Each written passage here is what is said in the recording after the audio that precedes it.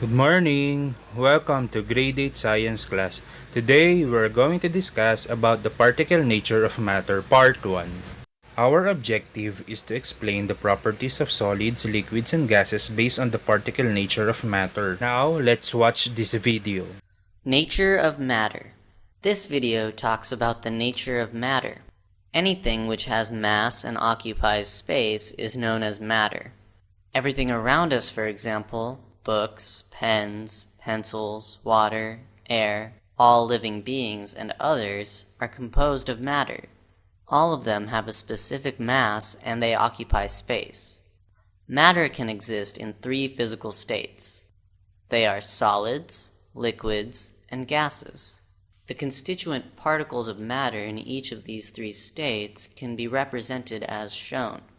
In solids, these particles are held very close to each other in an orderly fashion, and there is not much freedom of movement. In liquids, the particles are close to each other, but they can move around. However, in gases, the particles are far apart as compared to those of solid or liquid states, and their movement is easy and fast.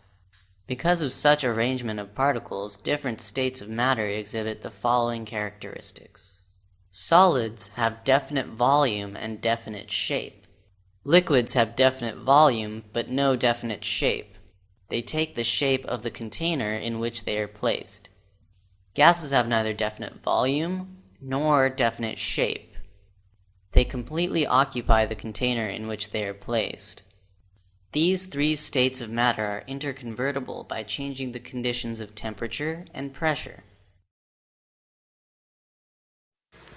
I hope you understand our lesson today. Bye!